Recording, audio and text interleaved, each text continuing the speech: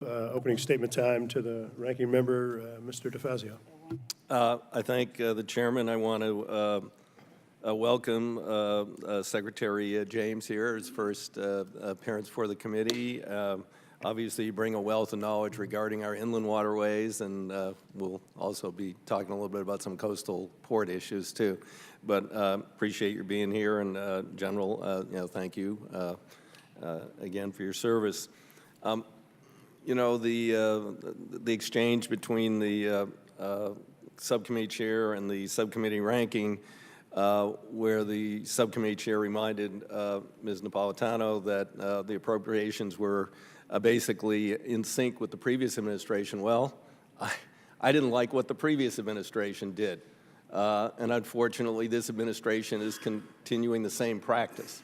That is, we are assessing a tax on the American people. Every time you buy an imported good, every single thing you buy, there is a tiny ad valorem tax added to it. And this was a creation of Ronald Reagan, supposedly an icon of the Republican Party. He said, we need stable funding to deal with our port issues. So the tax was established. And unfortunately, yes, the Obama administration underspent the tax for phony baloney purposes in the budget, just as this administration has proposed. Basically, we collect the tax, and part of the money gets diverted into a theoretical trust fund over there somewhere in the Treasury that we never spend. It'll be about $10 billion of diverted taxes if this president's budget is adopted and if we appropriate at these levels.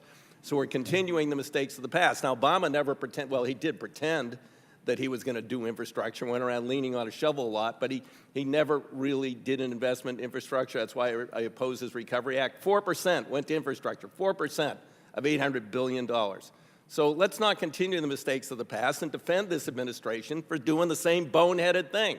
In fact, the same dishonest thing, which is collecting a tax from the American people to meet, established and unmet needs for our ports and divert the money over into some other program or illusory deficit reduction. It's indefensible.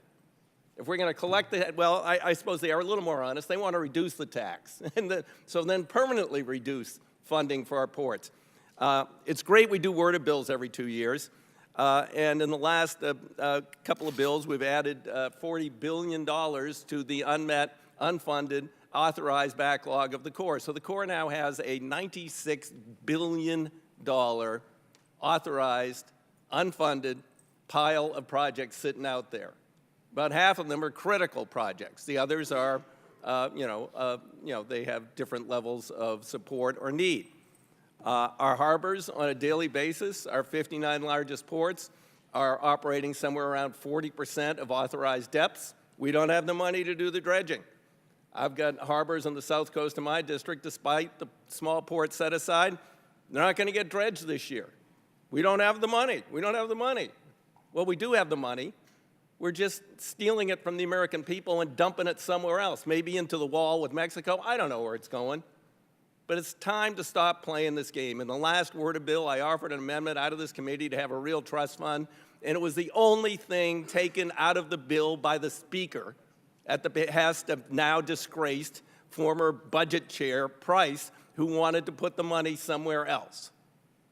Let's stop playing this game. We have these needs. We've got to meet them. And I hope the Secretary can help us be an advocate for that. We had one honest guy who lasted a few months in the Bush administration, Mike Parker, and he came in and I said, is this budget adequate to meet the needs of the Corps of Engineers? He said no. The next week, he had to get time with his family and leave his job because he was honest. We need some advocacy. We need to fight for this money, and hopefully this committee will join in that. Thank you, Mr. Chairman. Thank you, Mr. DeFazio.